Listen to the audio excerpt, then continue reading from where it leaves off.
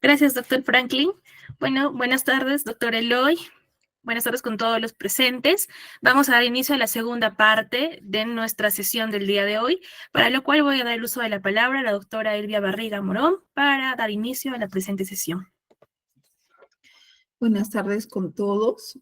Hoy tenemos la suerte y el privilegio de contar con un expositor muy especial e importante, el doctor Eloy Espinosa Saldaña, quien expondrá un tema muy interesante respecto a qué se puede hacer y qué no se puede hacer en un tribunal constitucional.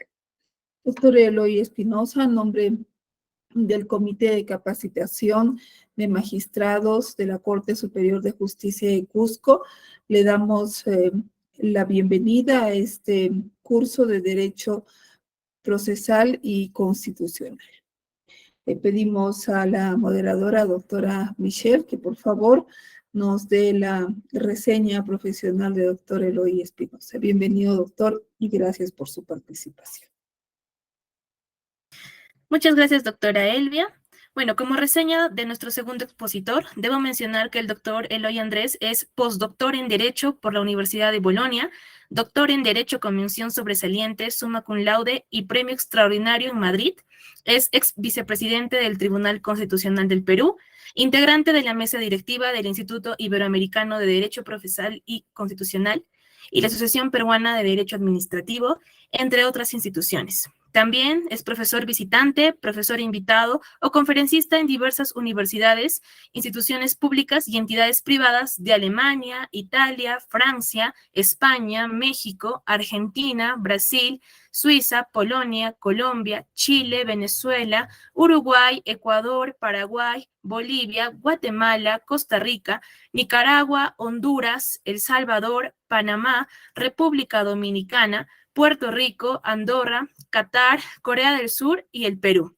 Es también expositor en 2 ocasiones en el Parlamento Europeo, perito por la Comisión ante la Corte Interamericana de Derechos Humanos y profesor en diversas universidades peruanas. Además, es autor de diferentes libros y artículos sobre materias de su especialidad.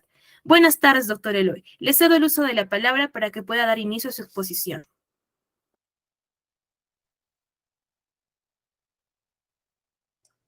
Su micrófono, doctor Eloy.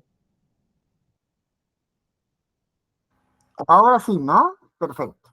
Ahora sí, doctor.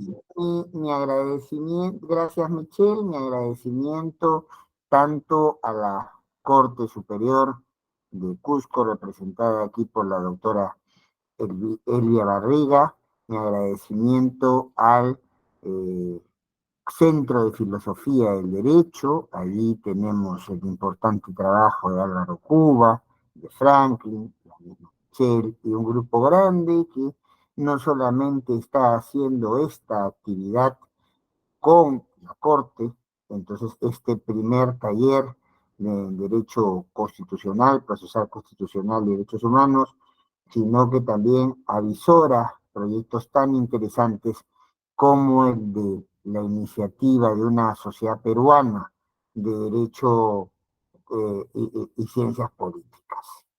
Vamos al tema que se nos ha planteado. Cuando se crean los tribunales constitucionales, que básicamente en la coyuntura con el mensaje de Kelsen, entre guerras, Primera y Segunda Guerra Mundial, ahí en ese contexto, hay una enorme discusión entre Kelsen y Smith por quién es el guardián de la Constitución, y Kelsen vende para el escenario europeo, más o menos, entonces, la idea de un tribunal constitucional como un legislador negativo. O sea, yo veo qué dice la Constitución, veo que se presenta como situación en abstracto, porque estos tribunales todavía no tenían control concreto, veían en abstracto si la norma encajaba o no con el parámetro constitucional y ¡pam! La solución era, digo si es constitucional o digo si no es constitucional, y eso con efecto de anulabilidad, o sea, con efectos hacia futuro. En ese diseño no es casual Estamos en un contexto de países de régimen parlamentario, donde los parlamentos son los que marcan la pauta. Entonces, y bueno, Kelsen buscaba crear un espacio en la idea que hay una norma, y no solamente una declaración política, sino una norma o un conjunto normativo que se llama Constitución, se cuida mucho de hasta dónde puede llegar el control de los parlamentos. Pero este escenario de control abstracto, de normas, este escenario de legislador negativo, entonces, este escenario donde era imposible pensar que el control difuso que ya existía en los Estados Unidos a nivel estatal, porque ya en algunas provincias se experimentaba esto a nivel estatal, desde 1804, en una sentencia que se cita mucho y se lee poco, que es Marbury versus Madison. Entonces, había cosas que eran impensables para este tribunal original. En el diseño kelseniano, primero se aprueba en la antigua Checoslovaquia, después en Austria, dura muy poquito en Austria, hay toda una discusión sobre la ley de los divorcios, y a Kelsen y al tribunal de aquel momento lo mandan de paseo. Después viene el nazismo, y obviamente Kelsen, que era de origen judío, tiene que terminar sus días en los Estados Unidos enseñando, no en una facultad de Derecho, sino en una facultad de Ciencia Política, para que vean qué irónica es la vida. Pero los tribunales constitucionales ahora tienen muchísimo más atribuciones y pueden valerse de otras técnicas. Vamos a mencionar primero cuáles son estas nuevas, o ya no tan nuevas, en algún caso atribuciones, pero por lo menos atribuciones conocidas. Está la constitucionalización del derecho. Esto es un término acuñado por algún autor francés ya fallecido, Guy Fawkes, es acuñado también por Riccardo Guastini, autor italiano, muchos años fue catedrático en Génova. La idea es que, como efectos directos, lo diría bien Fawkes, de este fenómeno de constitución de derecho, no se puede ejercer el poder, y sobre todo el poder político, al margen de los parámetros constitucionales. No se puede crear derecho, asumir las fuentes del derecho, no me estoy hablando del concepto ornamental, sino la idea de las pautas que me sirven para crear derecho no pueden estar en contra de los parámetros constitucionales. Y las diferentes disciplinas jurídicas, no sé si la doctora Barrea está en una sala civil o en una sala penal, pero de todas maneras tiene que tomar en cuenta el parámetro constitucional para entender su derecho civil, su derecho penal y las instituciones, su derecho civil, las instituciones, su derecho penal. Entonces, este fenómeno, el principal responsable de asegurarlo donde existe es el Tribunal Constitucional. Esa es su tarea, cumplir y hacer cumplir la Constitución. A todos y todas, les guste o no les guste. Segunda tarea de un tribunal constitucional, llamada constitucionalización de la política. ¿Qué ha pasado antes? Había decisiones tomadas por políticos, básicamente, por los gobiernos, por los congresos, básicamente, o por los organismos de gobierno de carácter subnacional, la cuestión regional en el Perú, la cuestión local en el Perú. Entonces, ¿qué podían tomar decisiones por sí y ante sí sin una revisión jurisdiccional? Lo que se llamaba las political questions en Estados Unidos, lo que se llamaba los actos de gobierno o los actos políticos en diferentes países de Europa. Todos apuntan a lo mismo. Los jueces no pueden meterse en decisiones de los políticos. Y esto ha cambiado. Y esto ha cambiado mucho. Hay diferentes maneras de entrar al control de estas actividades. De la política y que supuestamente tenían que hacerlo. En Estados Unidos, esto se plantea desde el caso Baker versus Carr, un caso de los años 60, un caso que es un tema claramente político como el de las circunscripciones electorales, y allí lo que va a hacer la Corte es, contradiciendo su vieja teoría que venía de Marbury versus Madison y que se afianza en Lourdes versus Borden, momentito. Los políticos en un Estado constitucional no pueden decidir al margen de la Constitución y tienen que respetar o parámetros de lo que llaman materia procesos, que nosotros llamamos cuestiones de forma, básicamente estamos hablando de cuestiones de procedimiento, de cuestiones de competencia, de cuestiones de plazo. Y los políticos, cuando toman sus decisiones, tienen que respetar materia substans, cuestiones de contenido. O sea, el contenido, el objetivo, la finalidad de la norma o de la situación concreta que se está planteando.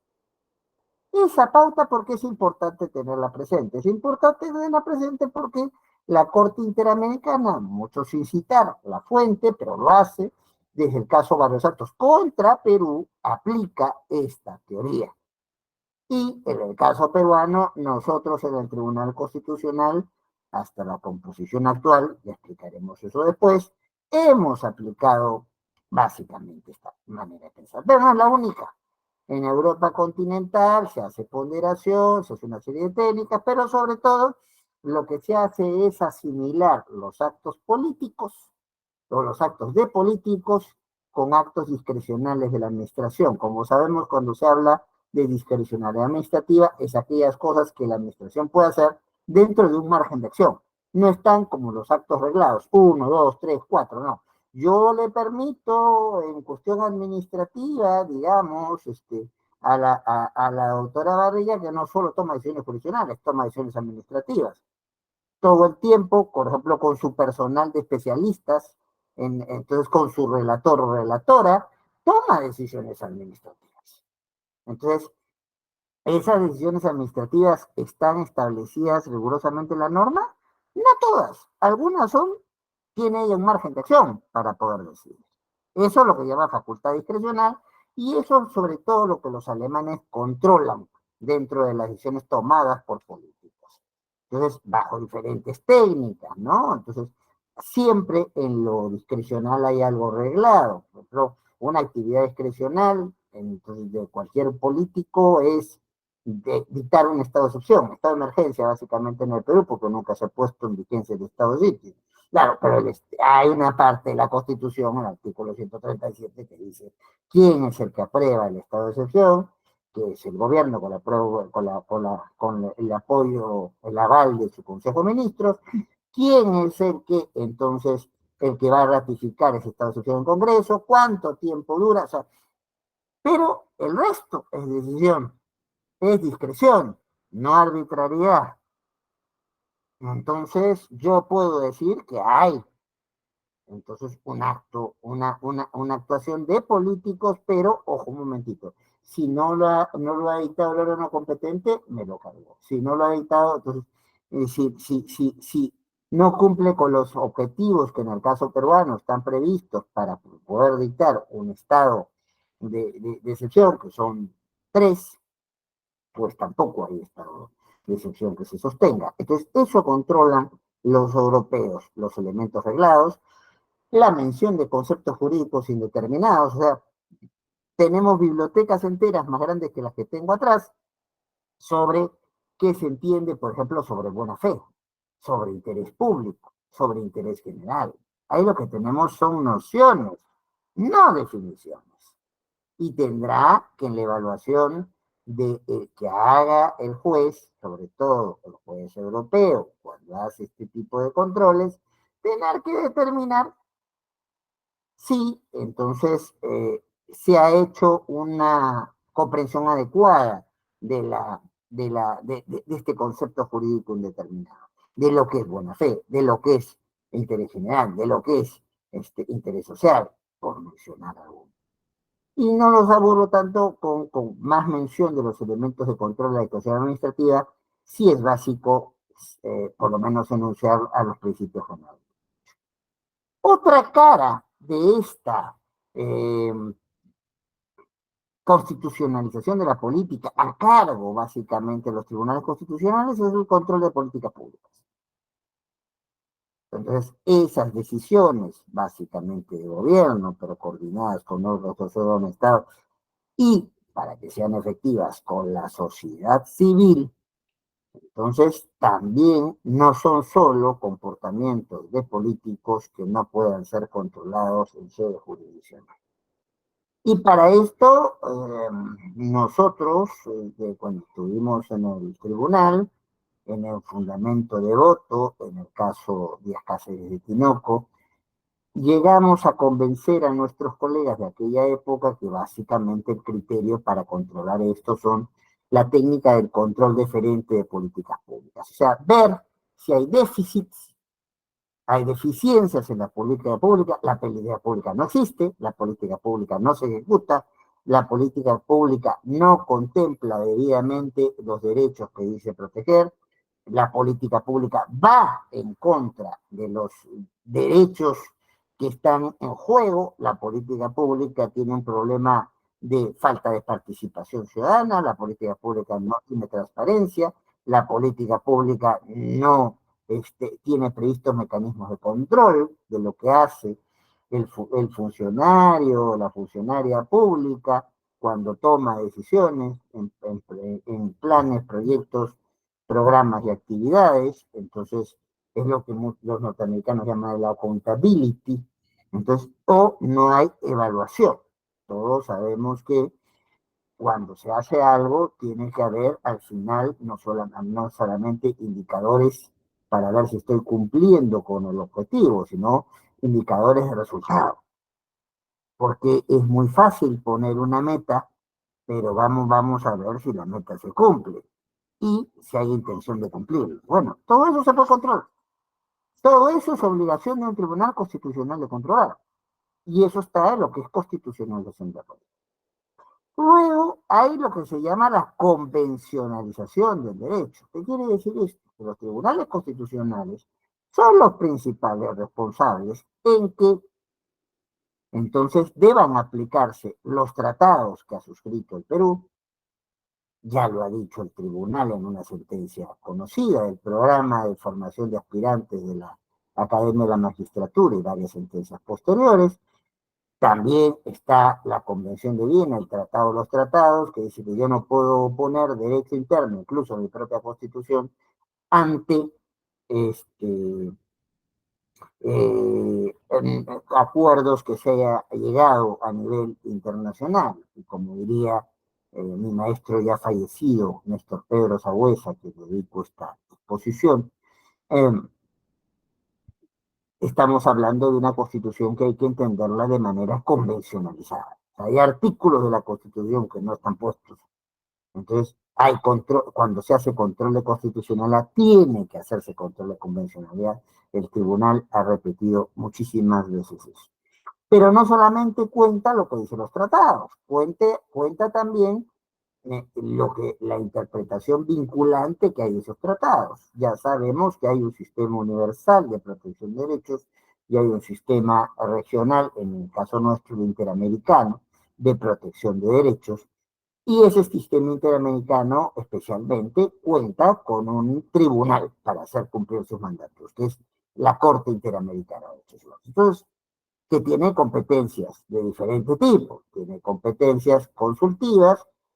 No estoy viendo una situación en concreto, pero quiero saber, y eso lo plantean los estados que han firmado la competencia que han admitido la competencia de la Corte y la misma Comisión Interamericana.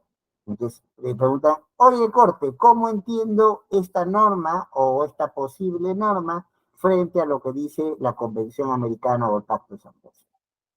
Y eso es aplicable para todos, ¿eh? No solo para el que consultó. Dos, competencia contenciosa, ya problemas concretos. Como está el viejo dicho que Torongo no come Torongo, los estados pueden plantear estos casos, pero nunca han estado planteado un caso contra otro estado. Es la comisión que lleva los casos. Hay cumplimiento también de lo que son medidas provisionales cuando el pleno de la Corte no está funcionando y se toma una decisión, entonces que la toma quien preside en ese momento la Corte Interamericana. En este momento es una mujer quien preside la Corte Interamericana. Entonces, quien preside la Corte, mientras sus compañeros funcionan, que en principio tienen 4 sesiones al año, salvo que hay una convocatoria extraordinaria como la que hubo para ver los casos peruanos hace muy poco. Entonces, la Corte, mientras no está funcionando, le encarga a quien preside tomar la decisión de lo que sería una medida cautelar. No vamos a dejar pasar aquello que viola los parámetros convencionales, mientras tanto se reúna el pleno de la Corte. Y eso es obligatorio. Y, obviamente, cuando el pleno de la Corte se reúne, da medidas cautelares que hay que cumplir. Y en el caso del sistema interamericano, con mayor razón, se ha previsto, a propósito de 5 casos peruanos, y los peruanos son habituales, estados que participamos de este tipo de audiencias, la Corte se asegura del cumplimiento, busca asegurarse de la ejecución de su sentencia, estableciendo lo que se llama, a partir de 5 casos peruanos, las audiencias y las sentencias de cumplimiento de la sentencia. ¿Qué pasa? La sentencia de la Corte tiene varios extremos, lo que se llaman las reparaciones integrales. Y todos esos extremos se tienen que cumplir. Y mientras el Estado no cumple, cada cierto tiempo lo van llamando. A ver, Estado guatemalteco, Estado peruano, Estado argentino, ¿ha cumplido o no ha cumplido? Con todo lo que dice la sentencia, con todos los extremos de la sentencia, con todo el espacio de la reparación integral. Si no, te llaman de nuevo. Y te siguen llamando hasta que cumples. Y eso es obligatorio. El sistema universal también se aplica a nivel de un tribunal constitucional. El sistema universal tiene, por ejemplo, convenios como el 169 de OIT, que es clarísimo para regular todo lo que se llama pueblos indígenas, que aquí llamaríamos comunidades campesinas, nativas. Entonces, artículo 149 de la Constitución. Entonces, eso no se maneja de cualquier manera, sino el tribunal tiene que orientarse bajo las pautas, no solamente descritas por estas normas, no solamente por los tribunales que aplican estas normas, sino también por lo que se conoce como las normas de ius cogens, lo que se convierte en costumbre internacional. Hay situaciones que se imponen porque ya todos los países la asumen como pautas a seguir, nos guste o no nos guste. Y eso en el caso peruano nos ha favorecido. Algunos ya se acordarán, pasan tantas cosas y todo el tiempo en el Perú, que de repente no tanto, pero como nosotros tuvimos el caso en la Corte de La Haya, entonces, donde se hicieron los límites marítimos con Chile. ¿Cómo se decidió esto? Bajo las pautas de un tratado, que es la Convención del Mar, que el Perú no ha firmado. Chile sí, nosotros no.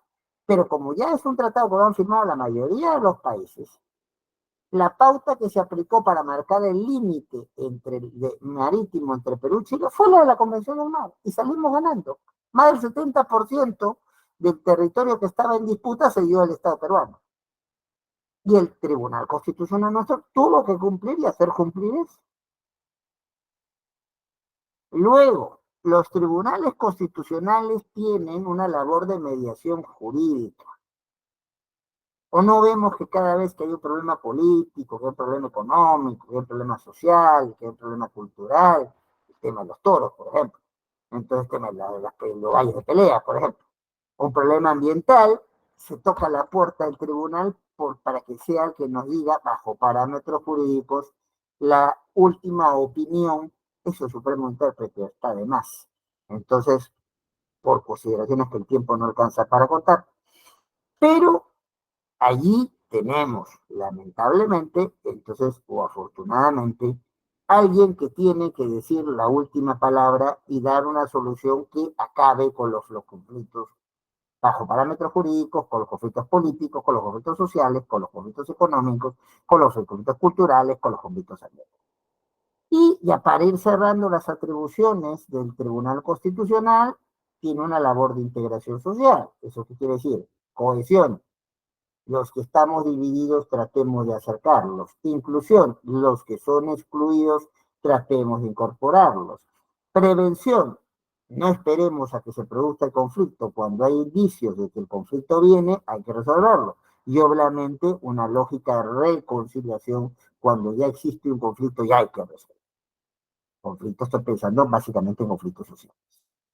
El tribunal además tiene diferentes, entonces, pautas. Ya hoy en día hay tribunales, Kelsen se moriría de nuevo si ocurre esto, Kelsen pensaba en el tribunal para un control abstracto de normas, no para una evaluación de situaciones concretas de violaciones de derechos.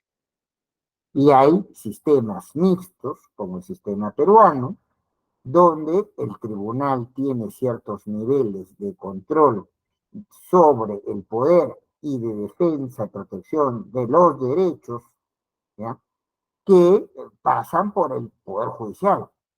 O en el Perú, todos los jueces son jueces constitucionales. Artículo 138, segunda parte.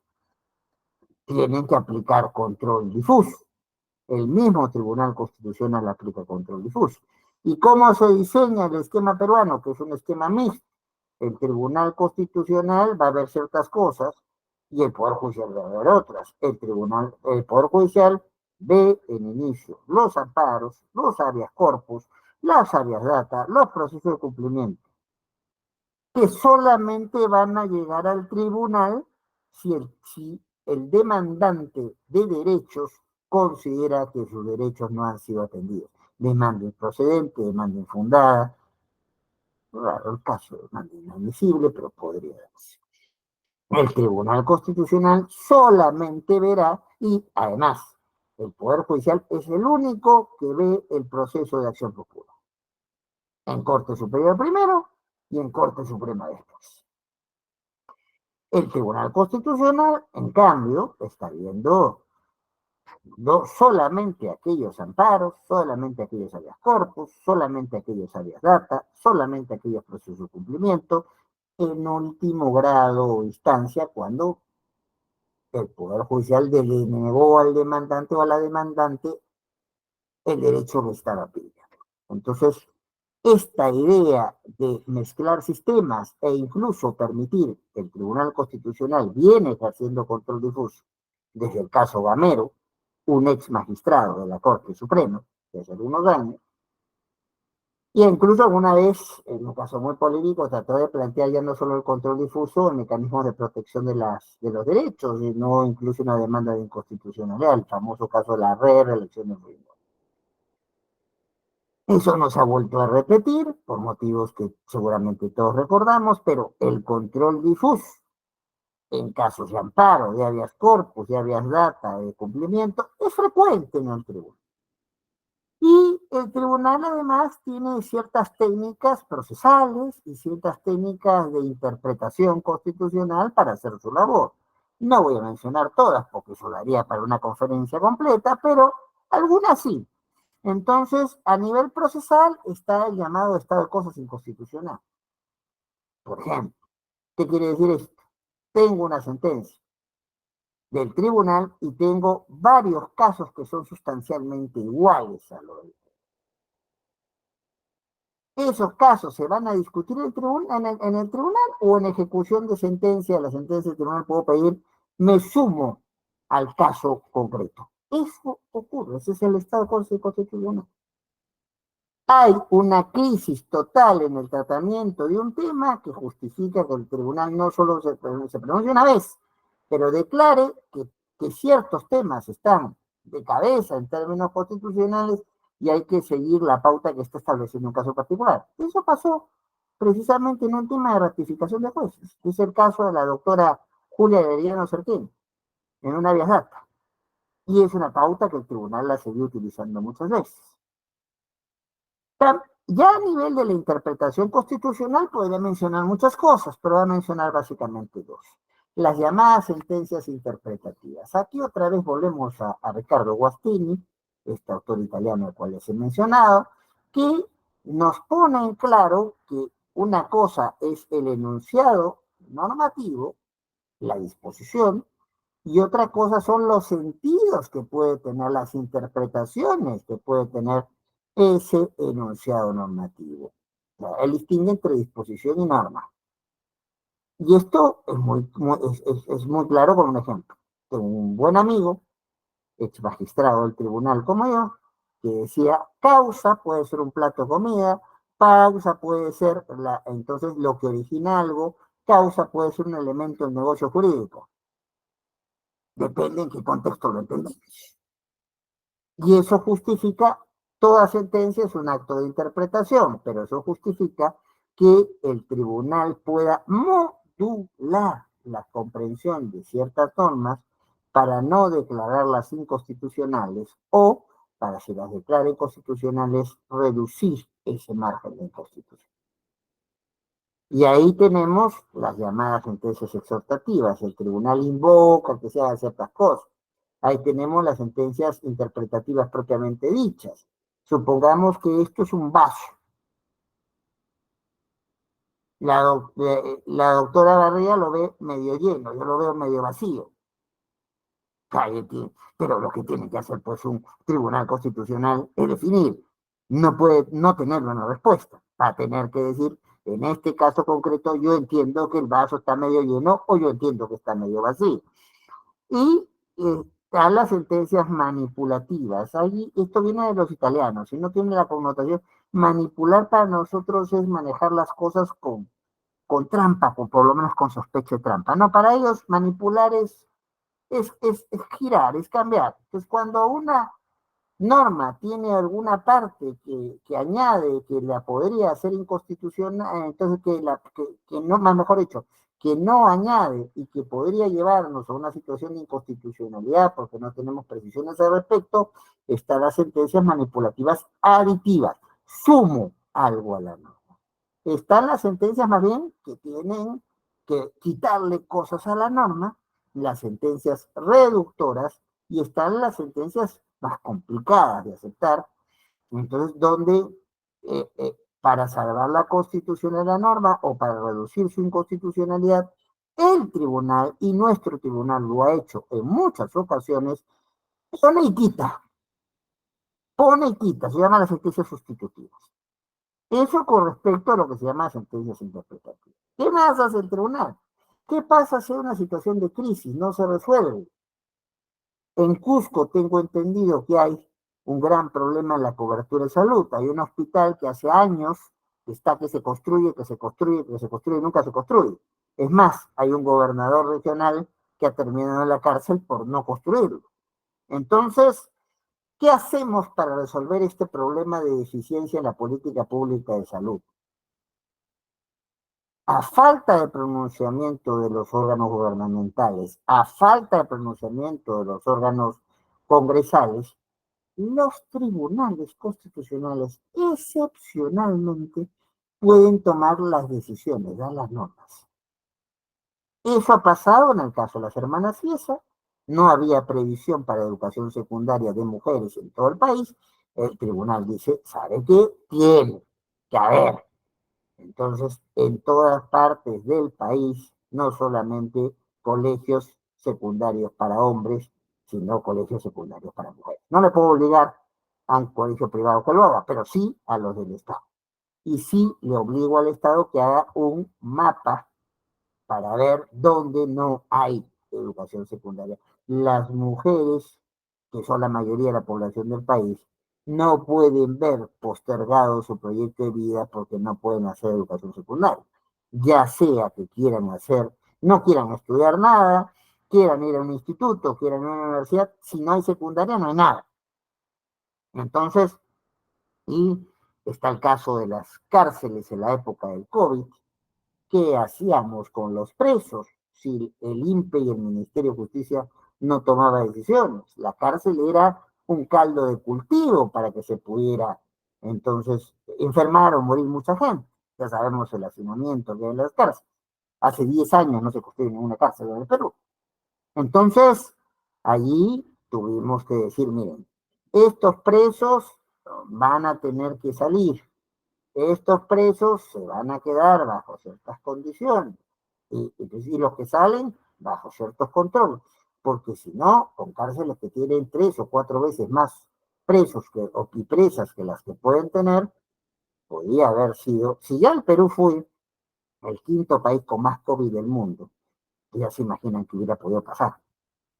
Está el caso de la señora Díaz Cáceres de Tinoco, una señora quechohablante que le ponen para poder autorizarla a trabajar un papel que está en castellano, idioma que no entiende porque es quechohablante, y eso nos lleva al tribunal a pedir que se haga un mapa etnolingüístico y a hacer campañas en diferentes partes del país, entonces para que entonces porque la Constitución lo dice, son 48 lenguas originarias que tenemos en el Perú. Entonces, donde estas lenguas originarias son predominantes, aquí cito nomás frente a nuestros amigos de Cusco, en Apurímac, el 71% de la población habla quechua chanca. Entonces, los documentos, el acercamiento de los sectores públicos, los servicios públicos también tienen que estar en quechua chanca.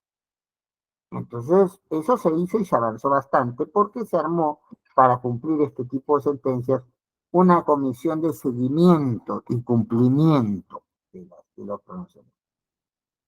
¿Qué es lo que está pasando hoy?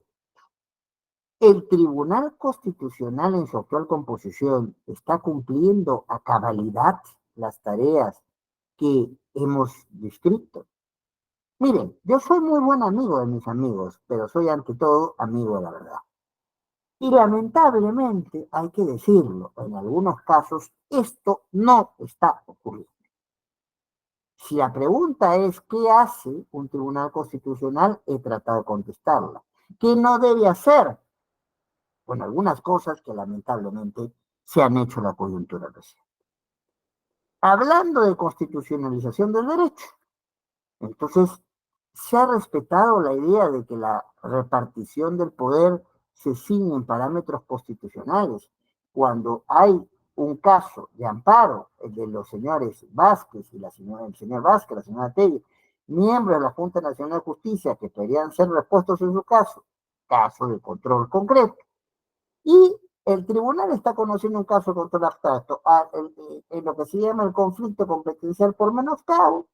Al Congreso no le parece correcto que el Poder Judicial revise alguna de sus decisiones. ¿Y qué hace en ese caso el tribunal? No es competencia suya meterse a resolver el amparo que está viéndose y que acaba de resolverse por lo menos en la primera sala constitucional de Lima. Entonces, dice, un momentito, estábamos todavía en etapa de medida cautelar. Yo dejo sin efecto la medida cautelar de un caso donde no tengo competencia. Y digo que estos señores, Vázquez y Tello, se quedan sin el puesto hasta que el tribunal hasta que la Corte Superior no se pronuncie y venga el pronunciamiento definitivamente, porque estamos en escenario cautelar, y venga la sentencia de la Suprema. ¿Eso es constitucionalización del derecho? ¿Eso es respeto a las competencias de cada quien? Que cada cual saque sus conclusiones.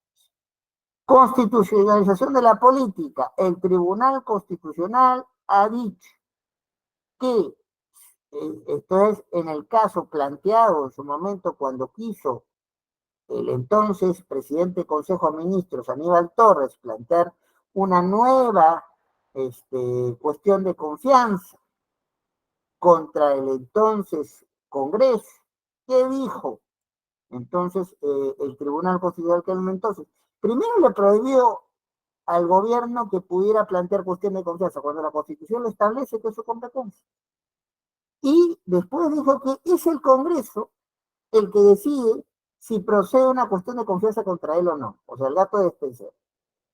O sea, un órgano político decide, como el Congreso, si un mecanismo político, como la cuestión de confianza, se le aplica o no se le aplica. Y en la práctica, esa cuestión de confianza inicial entonces, para ratificar a los ministros, incluso se ha jugado a su primero. Y otro caso importante en este sentido es la gran discusión sobre qué se entiende por incapacidad moral como causal de vacancia de un presidente de la República o de una presidenta.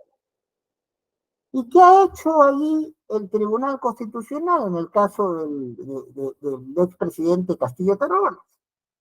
Ha dicho, no, un momentito, esta cuestión de incapacidad moral, que para mí, siguiendo los parámetros que vos origen esto, es incapacidad mental, presidente o presidenta se volvió loco, no está en el dominio de sus razones, perdió esa posibilidad, entonces vamos a plantear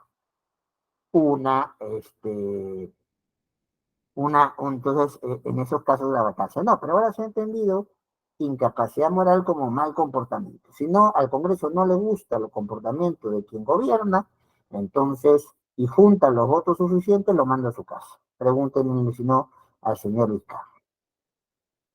¿Qué es lo que ha dicho el tribunal en su actual composición? Que no hay posibilidad de que esta sea una evaluación hecha por, entonces, más que por los jueces. El juez no va a evaluar ni cuestiones de forma ni cuestiones de fondo. Esta es una decisión que solo la toman los congresistas. Como si en el Perú hemos resucitado la cuestión política no justicia. Y pregunta, lo dejo pregunta porque quedaría para muchos. ¿Hay control judicial a nivel del Tribunal Constitucional de las políticas públicas que se llevan en el Perú? Es bien difícil, ¿no? Voy abreviando porque me faltan 10 minutos. Entonces, con respecto a lo que es la convencionalización del derecho, bueno, hemos visto con el caso del expresidente Fujimori, la Corte Interamericana le ha dicho 20 veces como que ese indulto no cumple con los parámetros del indulto humanitario, que si se hace ciertos exámenes podría proceder el indulto humanitario, precisamente que no se quiere hacer. Entonces el señor Fujimori, y hemos tenido incluso pautas de desacato a la Corte, e incluso una convocatoria a la Asamblea de la OEA, y estamos a la espera de una evidente sanción que viene para nuestra comunidad. Por un pronunciamiento del Tribunal Constitucional que por cuestiones de tiempo no puedo analizar con más detalle. Mediación jurídica. Siempre eso implica que el tribunal tiene que ser el fiel de la balanza. Entonces, cuando hay controversias políticas, cuando hay controversias sociales, cuando hay controversias económicas, cuando hay controversias culturales, cuando hay controversias ambientales. ¿Lo viene siendo ahora o no hay un cierto sesgo a que lo que plantee la mayoría congresal, entonces es lo que se aprueba? Integración social, si bien el tribunal entonces ha tenido alguna sentencia importante, que en realidad esa sentencia ya la habíamos dejado hecho nosotros, del famoso muro de la vergüenza. Había un límite de 5 kilómetros que no dejaba pasar de un distrito residencial a un distrito popular, y eso es violación, pues es una discriminación, y eso es violación de la libertad de tránsito. Entonces, esa sentencia sí es una sentencia buena, reconocible, pero qué pena, ¿no? El Tribunal Constitucional, en su composición actual, en los hechos, ha desactivado la Comisión de Seguimiento y Cumplimiento de sus sentencias. O sea, puede dictar sentencias como en su momento se dictaron la sentencia de las hermanas Ciesa, la de los penales, la de Díaz Cáceres y Tinoco, pero ahora no hay ningún control. No hay ninguna evaluación. La sentencia va y si los órganos correspondientes la quieren cumplir, la cumplen. Si no, el tribunal no está contando con un mecanismo que creamos en su momento para poder hacer cumplir la sentencia. Lamentablemente hay muchas cosas entonces que corregir en la actual composición del tribunal desde el sistema de nombramientos. El nuestro fue un poco más objetivo porque fuimos los hijos post repartija. Los más jóvenes acá no se acordarán cómo hay un audio donde se ve que están repartiéndose como una torta. Entonces, estos magistrados van para el grupo A, esto para el grupo B, y como también estaba pendiente la Defensoría del Pueblo, el grupo C recibe la Defensoría del Pueblo, que como eso se actuó, fue un escándalo, tuvieron que hacerse unas elecciones, digamos, más objetivas, y este sistema de elección de magistrados, cuando se tiene un Congreso fuerte y la presidencia de la República ni siquiera tiene bancada, no es un buen sistema. No hay sistema perfecto para la elección de magistrados, pero en esta coyuntura, no es un buen sistema. También hay problemas en la forma que se ha resuelto unos casos. Ojos, no es que un magistrado no pueda equivocarse. Yo estuve 8 años allí, resolví, según dicen, 80.000 causas, y seguramente en muchas me equivoqué, pero hay cosas que formación básica del derecho nos dice que no podemos sostener.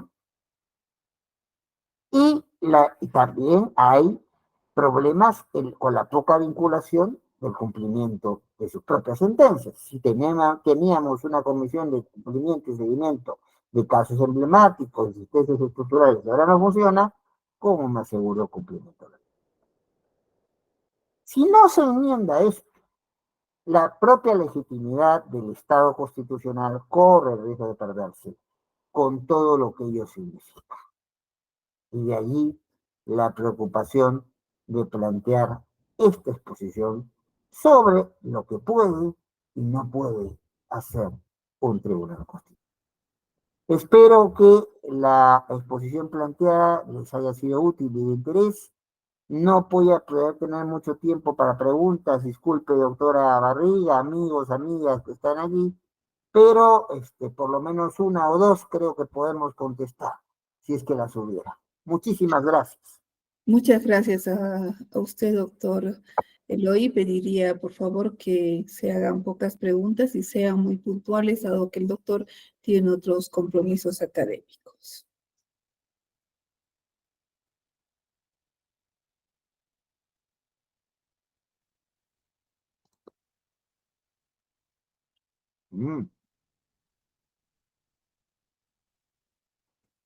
No, todo quedó muy claro, todo quedó muy oscuro, pero parece que no hay preguntas. Sí, doctor, todo ha quedado muy claro, ha sido muy útil su exposición. Le agradecemos nuevamente a nombre de la Comisión de Capacitación de Magistrados de la Corte Superior de Justicia de Cusco. Muchas gracias, doctor. Esperamos contar con su participación en otros eventos. A su disposición siempre y muchas gracias por la oportunidad de compartir unos minutos con todos y todas ustedes. Se me ha dicho que después se me pasará la grabación de esta conferencia, la colocaré en redes. Se agradece las felicitaciones que están corriendo en este momento y hasta cualquier momento. Muchas gracias, doctor.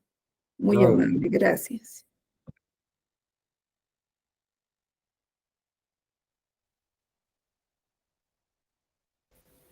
Bien, damos las gracias a todas las participantes en esta penúltima jornada, reiterando el agradecimiento tanto a los expositores, pero también a los participantes por su atención y sus preguntas. Esperamos que hayan encontrado en esta sesión útil e informativa y les esperamos mañana para la clausura de nuestro curso en el auditorio de la Corte Superior de Justicia de Cusco, que está ubicado en la Avenida del Sol, donde vamos a tener la participación de dos destacados expositores, el doctor Pedro Grandes y el doctor Mauro Barberis. Para los jueces y servidores que se encuentran en provincias, se les va a proporcionar un enlace a través del cual van a poder ustedes acceder a la conferencia y a la clausura de este evento. Muchas gracias a todos. Buenas noches. Muchas gracias, buenas noches. Los esperamos mañana de forma presencial en el auditorio de la Corte Superior de Justicia del Cusco. Muy buenas noches con todos.